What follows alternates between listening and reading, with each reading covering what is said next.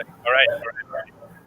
Hello and good evening, everyone, and welcome to another episode of the Ringgit Plus Show live. Ask anything. This episode, I think we're going to try something a little bit different this time around, especially now that you can see that someone different.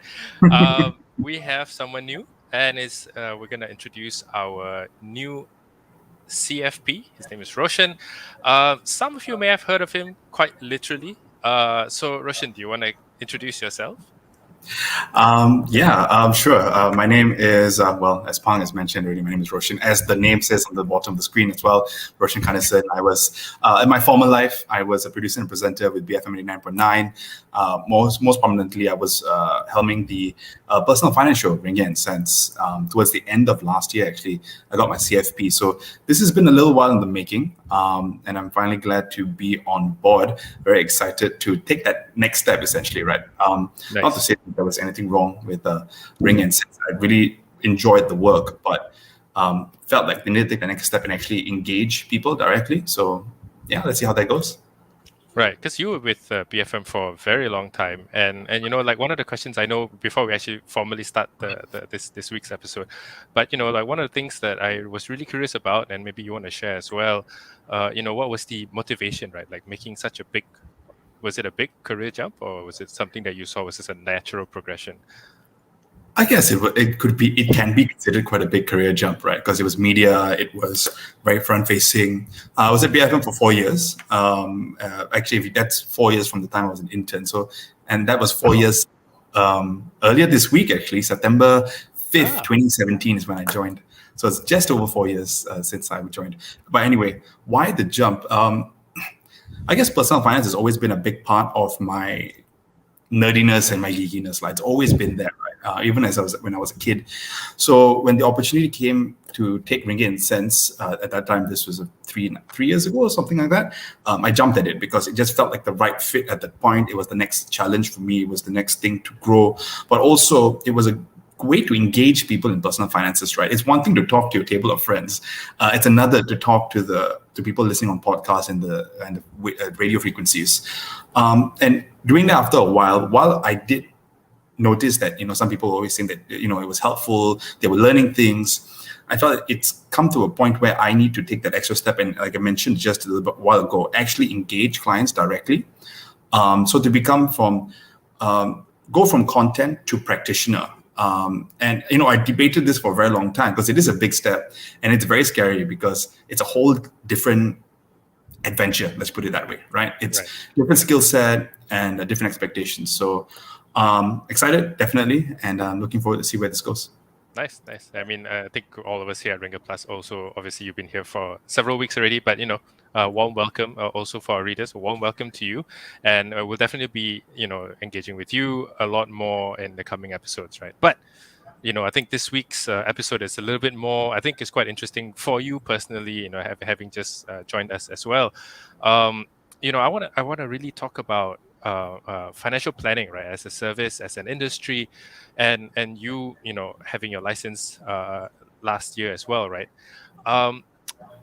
Let's start with like the biggest misconception, I think, or a myth, or a lot of things that people have said, and I think the first biggest misconception that I want to start with before we even go into this is really like that financial planning is just for the rich. Like you were saying that you want to engage with clients and stuff, but like are you only looking at a specific market, or is financial planning a lot bigger than that? Yeah, so I think we've got some slides to kind of point that out as well, right? Just to go through some of the big myths. And this is something, I've personally heard from my friends. These are thoughts I've had in my own life as well, right? Because there's a certain relationship manager-esque kind of terminology, right? It's meant for the people in billions or in suits. It's not meant for the rest of us. But that is really not the case, right? And while for a long time it was maybe the T20 kind of market, because a plan would typically cost you maybe 3,000 ringgit and above a year, something along those lines. Mm-hmm. So while it is, of course, there's value behind it, we're going to get into that in a little bit. Obviously, it does err on the side of the slightly higher things, right? Like at 3,000 ringgit, it's going to be hard to get people to see the value because it's a big barrier to entry, essentially. which is why I found what Ringgit Plus was doing very interesting, right? Because the Ringgit Plus Financial Planner is essentially trying to make it more accessible by bringing the cost down by a third, if I'm not mistaken. Sorry, by to almost a third of what we typically hear. So. Nice. Yeah, so as you mentioned, I got my CFP last year, and now and then Junexu got its license. I think it was last year. So really trying to embark on that journey Correct. right now. So if we go through some of the key myths here, these are the three things that came at the top of my head, and I think Pang also like during offline we were talking about this. It's not only for the rich, right? Wealth managers, maybe that's our situation for certain net worth and above. But financial planning, sorry, can help anyone and everyone, right? Because even if you're someone who thinks you know a lot, which is, well, hands up here, I also thought I knew a lot, right? Getting a second opinion can really help you see your blind spots. But also for people who don't have to have R1 million to need financial planning. Financial planning can help you get there. It can be someone who's taking you along the journey as well. Is it expensive? As we just went through some of the numbers, it can be, of course, but RP is trying to bring down that, make it more accessible. And this is a key one, right? The third one here is that life planners, wealth planners, relationship managers are all financial planners. This is not the same, right? Because the particular licenses and particular roles and the terminology does really matter. When we take a look at, I think the ones that are regulated, right? Something like financial advisors regulated by Bank Negara Malaysia, and that is for insurance providers and things like that. Something like a financial planner, licensed financial planner, that's regulated by the Securities Commission. And during Expert Advisory they got the license from there, from the Securities Commission. Things like, so it's very important to go and check whether people are using the right terminology, right? So not agents, life planners, wealth planners are not all the same thing. So financial planner has a little bit of a fiduciary duty, not a little bit, sorry. A financial planner has a fiduciary duty to the client to represent appropriately. But of course, sometimes you just want to learn about personal finances and the basics of financial planning. And maybe you don't want to go into the financial planner program. There's always the Ringgit Plus Academy, right? Which is basically trying to teach you all the basics in 7 hours to kind of get you on your first steps towards not just better for personal finances, but getting you on the right steps forward, right? Because what you'll also learn what you're maybe missing or the kind of mistake that you're making.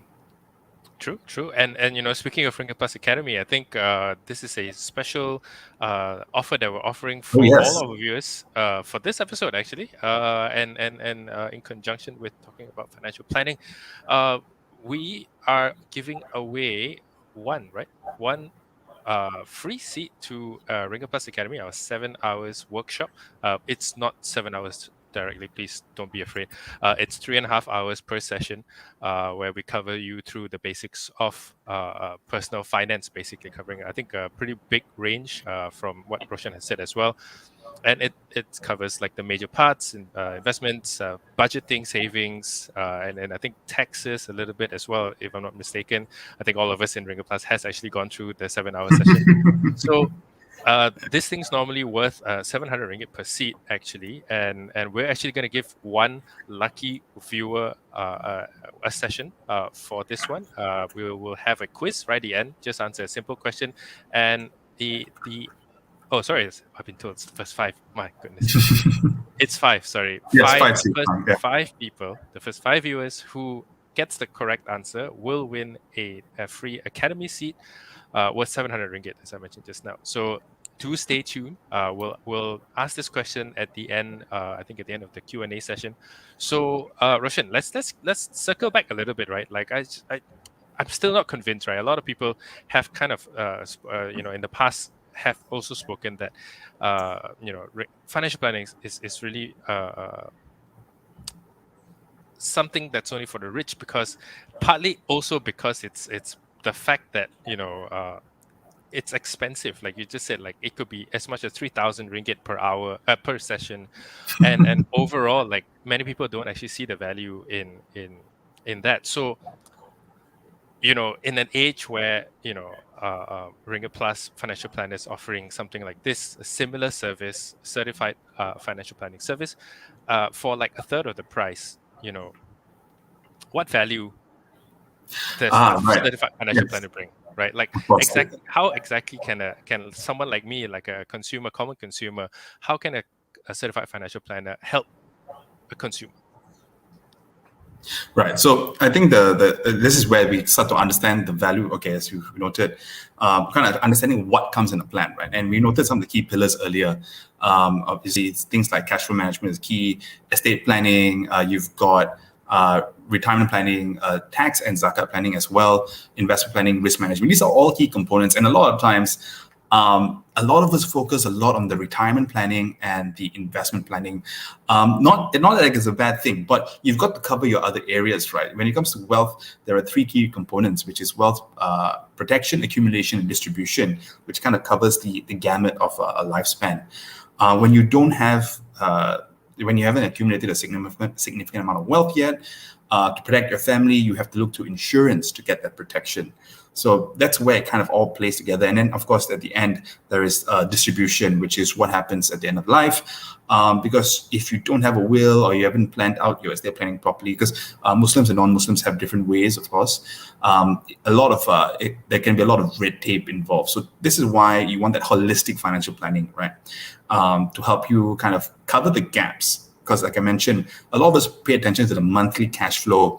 We pay attention to the top line investing, or maybe we entirely leave it to EPF and we believe that EPF is going to take care of everything, which EPF does a great job, but it's not going to cover everything. I think they themselves have said so, right? Like you can't really rely on EPF alone for your retirement savings, and that's why they've introduced quite a number of other stuff. Okay, cool. So what are we seeing here?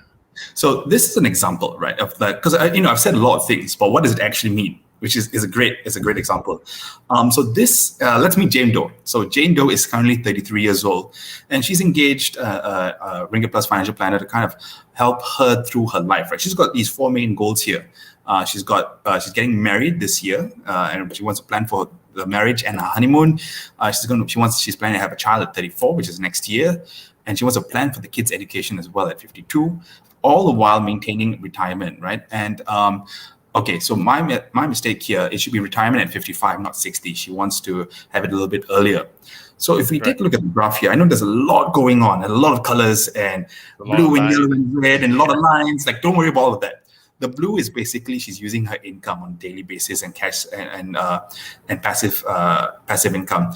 The yellow areas is where she's starting to use her savings, the cash savings that she saved up, and the cash savings is represented by that line, right? So you see the line going like that, and then you see that spike there. That's when she gets her EPF payment or whatever retirement funds that she's using. She's withdrawn that at 55, and then you kind of taper that towards a peak of around 66, and then it starts dipping down, right?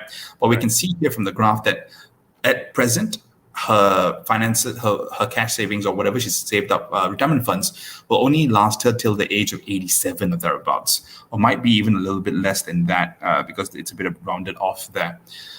So there are always going to be things that we need to adjust here. In fact, if I'm sorry.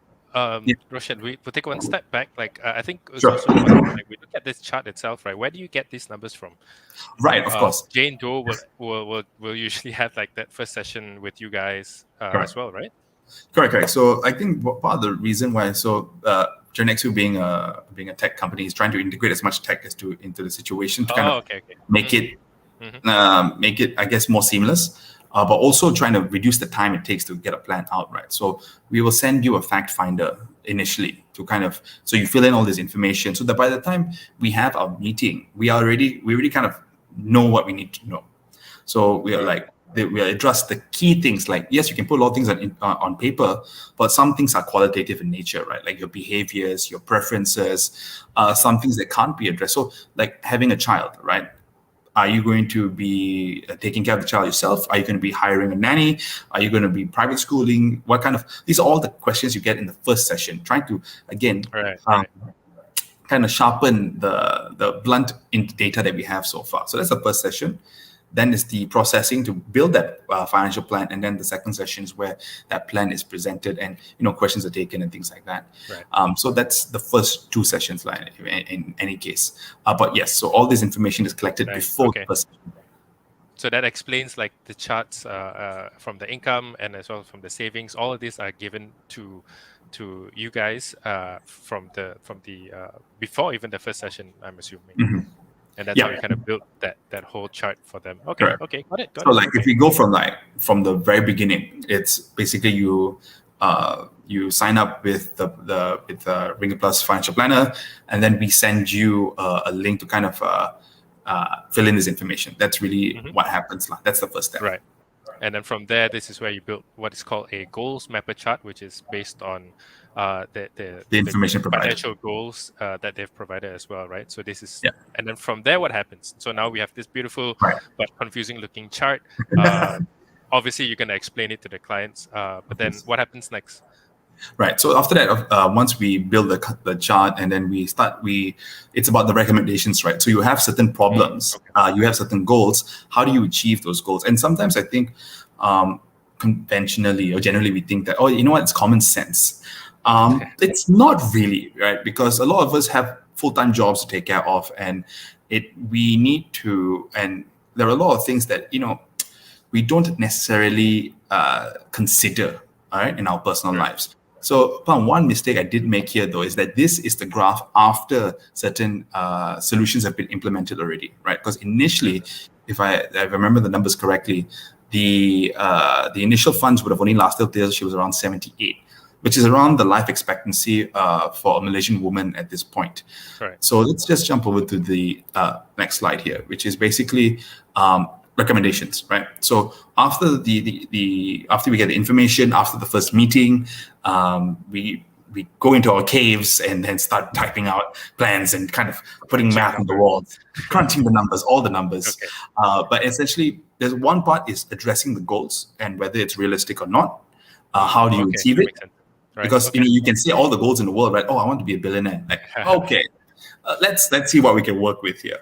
But sometimes they're going to be a very typical goal that's not contrary, but challenges each other in Malaysia, is a child's education planning versus the parents' retirement funds. A lot of times they can be very not friendly. One goes down, one goes up, basically, right? Correct. So this is why it's important to have a second opinion, have a second pair of eyes to kind of guide you, right? It's like a coach, essentially, right? One of those things, I think that sorry, I just sort of pointing this out as well. Like in the past episodes, like one of the analogies that has been used before is that a financial planner is something quite similar to like a doctor or a dentist, where you see them every half a year. You don't really need to, but you don't feel anything, right? But they can go through the testing and tell you like, hey man, you probably should eat less oily food, or you should sleep more.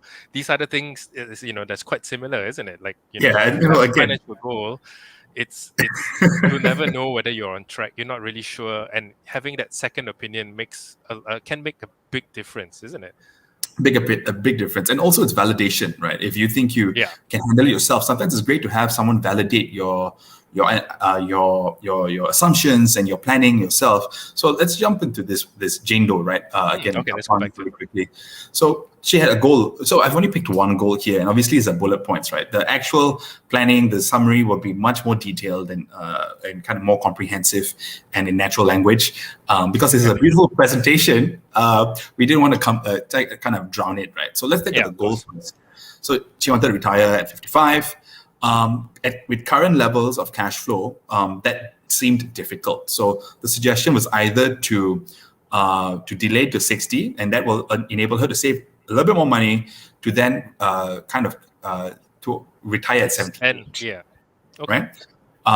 Before that, I think it was 74, 76, around there. Sorry, I forgot. The previous slide I think mentioned was 76. I think something like that. Yeah, might have been. Or the second option here in that situation is delayed to 65, and then you can support up to 84. But let's say she really doesn't want to. She wants to retire at 55. It's like, nope, this is a make or break for me. These are the things that are asked in the first session, right? What are your highest priority goals, highest priority expenses? What is sacrosanct and what can we kind of work with? The second one here is she has a piece of property that she can sell at 55, and that will enable her to have cash savings and retirement funds to support her lifestyle until 85. So and still retire at 55, which was our original. And still retire at 55. So realistic, and based on the current math that we have, it's the average the average death age for Malaysian women in this country in Malaysia is well, obviously Malaysian woman is in Malaysia, right? But for Malaysian woman is 78 years of age, if I'm not mistaken. I think that was a World Bank data, if I'm not wrong.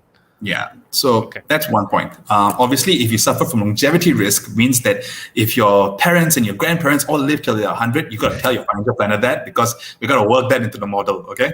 That's true. Now, I actually sorry, before we even go into this part with the next part, but I actually really like the fact that the plan and recommendations are very personal. They're tailored to that particular person. Yes. And like you said, you just said like what's their highest priority, what's their, what can change and what cannot change. And you actually give different models or different options and say, this is what's going to happen if you do this. This is what can happen if you do that.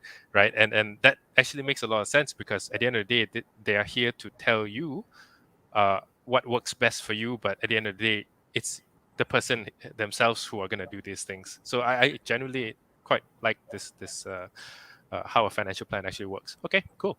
Yeah. So now, one thing she didn't mention. So we talked about the goals is one thing, and whether it's realistic or not. The other thing is we also watch out for gaps, right? So and one gap that we noticed with Jane Doe was that she was cash flow negative, and quite significantly so. The current shortfall was 8,900 ringgit a year, around 720 ringgit a month. So the two kind of top line solutions here was, one, we got to cut down the cash flow, the cash outflow, right? So one was, right. So the biggest thing, you go for the big hairy goals, right? Just go for the big one and see whether you can cut that. Because if you can cut a whole bunch of small things, but whether it amounts to fill in a gap like 8,900 ringgit, yeah. So one was we noticed that she put, I think, between like about 1,500 ringgit a month into a robo-advisor for investing purposes. And then she's got variable income as well, right? She's got a basic, but she's also got commission and things like that. So maybe we suggested, one suggestion here was to reduce that to offset the shortfall. And then if you get your bonuses and your commissions and things like that, then you can pump that money into for investing purposes. And of course, the alternative here is to cut the large expenses by 20%. And if I remember this report correctly, there were big expenses in terms of vacations and shopping and dining out, which are very big three, right? And this is painful, right? But we might be the better choice in that situation, because investing is for the longer term and things like that. But if we can compute that lower investing and still make your retirement goals, then maybe it's worth it to spend that money in the meantime. So this is where, again, that first session where you talk to your financial planner is important to kind of gauge full disclosure, complete transparency as well, isn't it? Yeah, of course. And it's important, right? Because the more information you provide, the more context the planner has, and then they can kind of work better within the confines of your personal finances. Nice. Okay, and I just want to clarify again, like Jane Doe here, the case here is actually a real case. We're just changing the names, right? For privacy reasons. This is actually an actual scenario that was one of your clients, isn't it? Not my client for sure, but for a Genexu client. This was one of the sample reports that we use whenever we are, I think, for context setting as well. Right. And actually, I'm not sure whether this is a real client. This might have been just the sample that we use for learning and all. But I've in the client engagement, I've seen other reports, real reports, which are very similar to this. But this is the kind of detail. In fact, this is surface level detail. It'll be more comprehensive, of course. I think I've seen a screenshot before, and it was actually a pretty extensive plan, right? And you guys in your second session with the CFP with the client, you actually run through the plan with them and then say, this is your recommendations, and then it's up to you to choose and all these things, isn't it? Yeah. That's Nice, pretty much how it nice. runs. There are Okay. multiple sessions depending on the tier. Okay. So, like the other thing that I also want to mention here is like when we talked earlier about value of like a financial plan and how, the upfront cost is actually really high. But, and this is coming obviously from our conversations as well as with other CFPs, that there's some real positive success stories, right, where the clients have actually kind of turned their lives around financially, and could you share a little bit about that? Yeah, this was so I was doing my own induction, of course. This was one of the slides that was shown to me, and we talked about it. And kind of just like the proof in the pudding, right, as to what RPFP is trying to do right now, Ringgit Plus Financial Planner. And these are some of the surveyed results, right, from the 30, 40 clients or so, or something like that. I can't read the fine print right now. It's there, but my eyesight is failing me. The sample Uh, is 33 clients this week. 33 clients. Yeah. And just keep in mind that Bring It Plus started, Journey started its financial planning, what it must be a few, like 6 to 9 months ago. So it's been maybe not more than a year. About, yeah, less than 6 months, just Yeah. reaching 6 months soon. Yeah. Yeah. So, yeah, probably in February or March, if I remember correctly, reading the press statement. So all this is within that amount of time. And obviously from clients from before. Um, we got things like 2,000 ringgit addition added to monthly savings, 4,000 ringgit a year in more in investment returns. But I think one of the things that is really important is that last one, right? That debt settlement strategies, because that is a big issue in Malaysia for a lot of people. And while you may not get any tangible returns there, you may get a lot of returns personally, or even from the things like if you've got a credit card outstanding balance, engaging someone to maybe repackage that into a balance transfer into a personal loan may be a better solution in the long term, because of the lowered interest paid. Or again, engaging your if you have a debt issue, engaging a financial planner to kind of take care of that, because while you may not be earning money, you may be spending less in interest payments later on. Yeah. Um, And that's a really good point, right? Because like if we again we go back to like the very first myth that we we're talking about, where financial planning is only for the rich, but as you can see, everyone has debt, and some handle it better than others. But for people who can't and who are struggling, this is actually a genuine way to help manage that, and slowly kind of rebuild your financial position, isn't it? Yeah, and I think the key part here to note is, of course, that there are real life results, right? That if your focus is short term, there are ways that can be worked around to kind of figure out short term gains and long term gains and all of that. Because while the long term is important, we do live on a day to day basis, so it's important to kind of manage that as well, right? To be realistic. Exactly, cool. And I think this is a pretty big testament to, like, that we're not just talking about financial planning, the theories and why it's important, all these things. I think we've heard a lot about that in the past, and right now it's like you want to see that there's actual tangible benefits for everyone, right? And I mean, I'm sorry, but I know we're talking about our own service, but the fact that we're making it accessible means that more people are able to get the assistance, get the second opinion, get that validation that they need, to explore and kind of find their own way into their own financial goals, right? Yeah. Definitely, and I think that accessibility is a key part that drew me here, right, as well. We were talking earlier about why I joined. A part of that was I want to be part of this mission to make it more accessible. Because when I talk to my friends, this was back in the Ring and Sense days, about engaging financial planners, things like that. The minute I open my mouth and say it's 3,000 ringgit a plan, like you can see, they've turned off. It's done. Yeah. And I can understand why. For most of us, 3,000 ringgit is maybe 75% of our salary, maybe 100% for some, Yeah. maybe 50% for others. But I think the typical Malaysian on average earns, and this is aggregate, right? Aggregate, the total average here, not counting for all sorts of stratified, what's the word here? Stratified sampling that you can do. I think it's like 4,000 or less in terms of salary, maybe less. So you can understand why a lot of people, especially M40 and or B40, immediately look at it and say, I could do a lot more with that money right Yeah. now. Exactly. Because for them, it's an actual big amount, right? Okay, so I think we've reached the end of our discussion, but Yes. I know, and I've been told by our producers in the back that there's quite a few questions, and Roshan, Fantastic. definitely a lot of questions from your fans as well. So let's get this going. But before that, just another reminder that we have a quiz at the end, and the first 5 people to answer the quiz question correctly, trust me, it's very easy.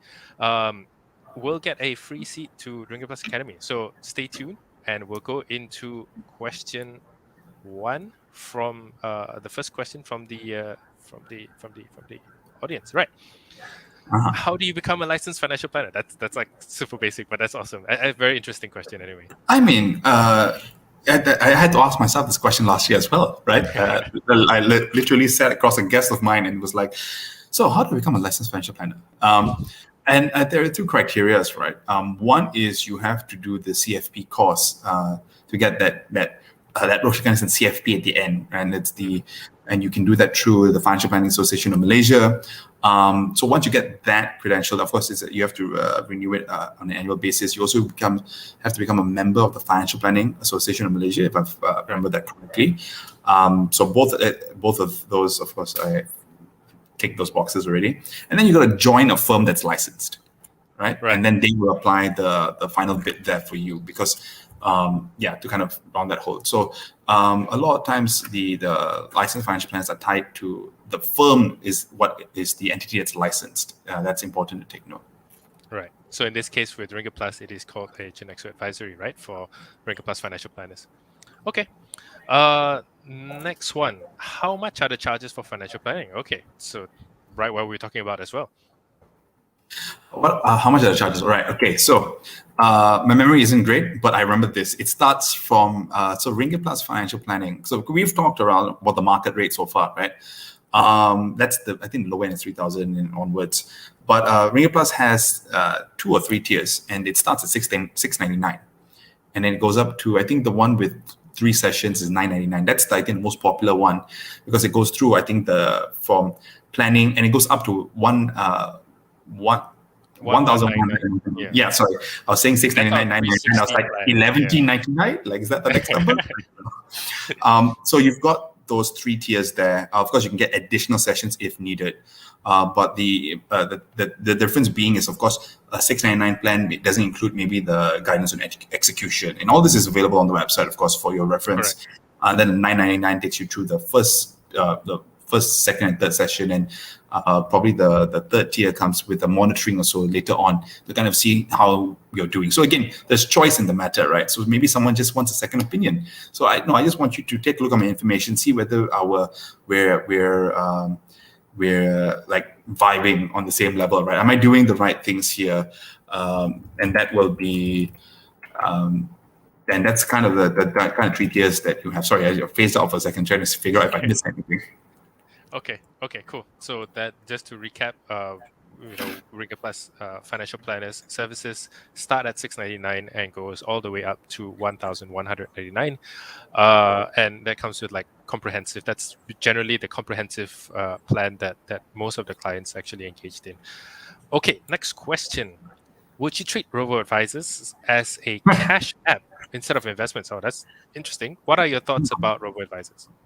Okay, this is interesting because I know some robo-advisors do offer money market funds, right? I wouldn't say that I would treat a robo-advisor as a cash app. I would treat it as an investment manager. That's for growth, that sort of situation. Yes, they provide features like money market questions and things like that. Money market funds. Yeah. But those are features as opposed to the product itself. They're still digital investment managers, and I think they should be looked upon as those, right? As for growth, or depending on the portfolios that you want, that sort of situation. Because when you look at different, I guess this is just the way I look at it. Whenever you look at different investment managers or apps or services, you always got to compare it with something like EPF as the baseline, right? So what does EPF provide you? Capital guaranteed. On average is 4.5% on a 10-year basis, maybe 5% if I'm not I think it was mistaken. 5.5 something for the last 10 Yeah, years. so that was the last one, right? But of course, we got to extrapolate it a little bit. Correct. So what can you expect it to do in the long term? So your baseline is that it's at 4.5% or so, and then beyond that is you got to start looking. Okay, what is the purpose of the robo advisor in my portfolio? Is it for a specific goal? Is it for retirement? Am I looking for growth here? Then you kind of figure that out. If you're using it simply for the cash feature, the money market feature, then it's a bit, because there are services that just do that for you, right? The money market funds and all of that. So Not to yeah, mention, I think just to add and on as well, like with the money market funds, generally the liquidity issues is that you may get your money back in after maybe 1 or 2 working days, right? Which may or may not serve the correct. purpose that you're looking for. Oh, right? that's a great point you brought up, yeah, it's really important. Like any kind of immediate cash should be kept in your bank account, right? Like something that you access Correct. now. Anything that you need for like emergency buffer fund, like typically like you want to get that 3 to 6 months, then maybe something like a money market fund, which is liquid, can give you kind of that some return. Higher, I think better than FD return. Some would say, right? Currently better than FDA. Also with no lock-in, right, which is important. Exactly. Yes. But of course, you always need to remember that something like a money market fund is an investment product, whereas a fixed deposit is not. It's a savings product, and it's protected by PIDM. There's insurance on that element. So again, just you got to always remember, you got to keep both eyes open when you do these things. Just be aware. Yeah, that's actually a very good perspective. Okay, let's go for the next question. Where can I buy term takaful online? Perhaps someone can suggest, Roshan? Okay, so this is not a recommendation or suggestion or anything like that, because that would require an actual financial plan. But I mean, I think you can look online. If I'm not mistaken, FWD does do this takaful online, term takaful, if I'm not mistaken. So honestly, this is, I think just check that out. There might be a few other options there. But the first one that comes to mind is FWD. That's not, again, not ranking in preference or anything like that. It's just the first one that comes to mind right now. Cool. All right. So let's go on to the next question. Aside from major checkpoints like getting married or receiving a substantial inheritance, when else should we seek the help of financial planners? Oh, I mean, key milestones of your life would be great. Right? There's just general checkpoints when you hit 30 or 40 or 35. Just general checkups in total. They say having a child? No. So when you have a child, so that reevaluates your priorities. So you may want to get someone to help you with that. Barring all that, retirement planning is also really important to kind of take a look at that, to check on and your. It's not something that you actually engage one-off and then you're done, isn't it? Correct. I mean, it's something you can do if you want something topical, something targeted, but you can also do the comprehensive. You can kind of address things that you particular points so that you are not comfortable addressing yourself. So let me think of other milestones here, Pang. As you get closer to retirement, someone to take a look at your changes, career changes. That's a great point. Actually. That's a great one. No comment. But as you get closer to retirement, and sometimes I find, and this is from my experience as an interviewer from before, events like deaths, right, in the family or even close friends, that can really be a good point to reevaluate your own financial planning. Have you got your estate planning done, right? So in the financial planning spirit, I'm going to say that any time is a good time, but today, tomorrow. But in terms of events, key things, marriage being one of them, getting a substantial inheritance being one of them, change in job or loss of job, having kids, and as you hit that every decade for sure at the bare minimum to just kind of reevaluate your asset allocation, whether it's appropriate for your current life cycle. Again, not limited to these examples. There's just way too many to go into. Yeah. So I think honestly, like the best answer you can actually give is anytime is actually a good time to get started, and then from there benchmark. You know what I mean? Yeah. Like down the line, if there are any major events, that could mean relooking at your plan. You have a benchmark plan that you had set out, some years ago. Yeah, and the major checkpoint, I guess, is just really when you feel you need help also, right? When the minute you feel like you're not sure whether you can reach your financial goals, that's the checkpoint. That's the red flag to say, maybe I need some help. That's true. That's true. So on that note, red flags. No, no. Just yeah, always nice to have a second opinion anytime, right? Okay, we are at the last question because we're a little bit pressed for time. Is there a better investment plan than EPF to park my savings and also minimizing the possibility of losses from ringgit depreciation? Oof, a lot of layers. A lot of layers there. So you're looking for an inflation hedge essentially on top of. So this is a bit of a trick question, right? Not trick question, not to minimize it, but you're kind of looking for the perfect solution, and there's no such thing as a perfect solution when it comes to investing or your personal finances. Maybe your personal finances in some respects, but in terms of investing plans, there's always going to be risk, and the safer you want it, the less risk there is, and the less potential for return most of the time. So that's something you're always going to have to pay attention to minimize losses from ringgit depreciation. So I guess that one is really just investing overseas, right? Investing through robo-advisors or unit trusts, or even as simple as something as, and Warren Buffett has said this before, index funds, something like the S&P 500. So you're diversifying away from the ringgit by investing in the dollar because you obviously got that forex element there, but you're also investing in US companies, and you're investing in the index itself. And if you look at the S&P 500 over like 100 years, it's always going up. And I know that sounds like a very simplistic statement. It is, but if you look at like the annualized returns, including dividend payouts, it's like something between 8 and 10% per annum, which is a really good return by any standard. All right, over the long term. Obviously, I think over the last 1 or 2 years, everyone's getting used to this idea of double-digit returns and all of that. And let me tell you, that's not going to last forever. Okay, this is things will return to the mean at some point. So let's see. Did I answer the question, Pang? That's the big question here. Is there a better okay. EPF is great as a first layer for your retirement. At 4.5 to 5% to meet at the top 6%. You can be doing better in other investment instruments, unit trusts being one, of course, but always look for those low cost ones, index funds, robo advisors, again, something to diversify your assets overseas, because EPF is heavily invested in Malaysia. I think the portfolio is at least 60 to 70% in Malaysian stock market, Malaysian real estate, Malaysian projects, right? So that's always something to be very mindful of. So I guess the answer to this would be really looking abroad, ETFs, unit trusts, and I think a key thing to kind of help with the ringgit kind of volatility or the currency fluctuations is something like dollar cost averaging, which is regular savings plan, right? Just same amount in the same quality, high quality, good assets over a long period of time to kind of average out those currency fluctuations, because it really does depend on the goal at hand, right? So if something is retirement, you've got a long-term trajectory. Something like an education plan, you've got maybe 10 to 18 years, depending on when you start. And something like a wedding is 3 years or 4 years in front of you. You don't want to be getting too much volatility there. So it really does depend on the goal. Sorry that I can't give a more concrete answer there, but it really does matter. There's a lot of variables as well, right? It depends on who's asking this question, like what you said, like what's the financial goal, what's the goals behind the investment, sorry. And from there, you will be able to give better recommendations through a personalized financial plan. So, it all boils down, come back full circle.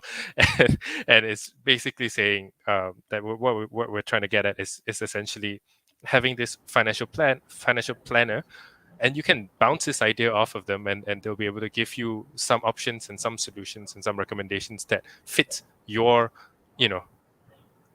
financial goals or investment goals, right? So anyway, see, my producer's like really rushing us on. Very important. Thank you so much for staying with us all the way until 45 minutes. So we're down to the quiz time. Like I said earlier, like we talked about earlier, we're giving away five free seats to Ringgit Plus Academy workshop. So the first 5 to answer across our Facebook and in total, right? Whoever answers the earliest will get 5 seats. The first 5 to answer this question correctly. All right, are we ready? Are we ready, everyone? Are you ready? Do you have your hands on your keyboard and on the comment section? Straight to the comment section. And just letting you know, it's an ABCD question, so just put in your ABCD, and then don't have to type the whole thing. And what we will do after is that the five quickest answers, the producers will be the one who is going to be checking. They will be reaching out to you with a form that you can fill in with your email address, if I'm not wrong, contact details, and we will then arrange a session with you guys. Cool. All right. All right. Let's go for the question. So, who is the governing body for licensed financial planners in Malaysia? Is it A, Bank Negara Malaysia, B, the Financial Planners Association of Malaysia, C, the Securities Commission of Malaysia, or D, Polis Diraja Malaysia? I think, Roshan, I remember you saying this earlier. I did say something about this, yes. Yeah, so we'll give it a few more seconds, and I'll wait for the prompt from my producer. Yeah, a little bit more. Okay. Yeah. Okay. Yeah, this is, because I really do want to emphasize that point, right? Whenever you do look at financial planners, all these terminologies have certain regulating backgrounds. Regulating in that context was not a word. Have certain regulatory backgrounds, right? So something like I mentioned, like financial advisor is regulated by. Let's not spoil it, right? Like, I could be giving away answers by saying that. So anyway, different terminology has different exactly, different, that's a nice thing that you're pointing out as well, right? Like we have had scenarios where people have come to us and say, like, what's the difference between you as a financial planner when I have a life and wealth planner, who is also my insurance agent? And you're like, oh, yeah, you got to check. What's the difference? Yeah, you got to check whether you've got it's again that fiduciary duty, right? Do they have a fiduciary duty to give you an unbiased opinion or recommendations and all of that? So that's just something I think more of us need to kind of pay attention to. Just to kind of wrap things up before we reveal the answer, with life planners and wealth planners, I think that a lot of them are actually just insurance agents, and a lot of the insurance companies consultants they tend to give these position titles, but in reality what you're looking for is someone who is a licensed financial planner or a certified financial planner. They'll be able to give that CFP at the end of their names, and that's actually a regulated thing. So Roshan, what was the answer to that question just now? So, licensed financial planners are regulated by the Securities Commission of Malaysia. Let's hope everyone got this right. Cool. Securities Commission of Malaysia regulates the in fact, industry. And you can go on their website to check, right? Whether it's fund managers or licensed financial planners. There's a database on the Securities Commission website for you to kind of search that up and check whether someone is a licensed financial planner or not, or whatever particular license that is under the capital markets securities element. Mm-hmm. Okay, and just for a little bit extra context, like the Financial Planners Association of Malaysia is the association for financial planners, and anyone who is correct me if I'm wrong here, but anyone who is a certified financial planner in Malaysia is a member of the Financial Planners Association. Yeah, you can be. I think it's again a separate membership, right? So CFP is one membership as well. It's a global thing. FPAM is the membership here, but they are together in a lot of ways, right? So yeah, FPAM is the association that keeps the financial planners together in the country. Okay, cool. So I think that's pretty much it. I think our producers will take a little bit of time to go through the answers. I think that's pretty much it. Yeah, we're almost we're a little bit overrun, but thank you very much, Roshan, for joining, and we'll have you, like I said, we'll have you in more episodes in the coming weeks. Glad to have you on board, and honestly, for everyone else who's watching, Roshan is one of our certified financial planners, and if you're interested to hear more from him, or if you like to engage him as your financial planner, you can check out Ringgit Plus Financial Planner, which is our one-to-one financial planning service. And as we mentioned in this episode, rate starts at 699. Scan the QR code to find out more, and to find out more about our financial planning service. So thanks, Roshan, for joining me this evening. I'll catch you guys. I'll see you another round. Next week's gonna be someone else. But I'll see everyone else. The audience. That's you guys. I'll see everyone else next week, and stay safe, everyone. Ciao, guys.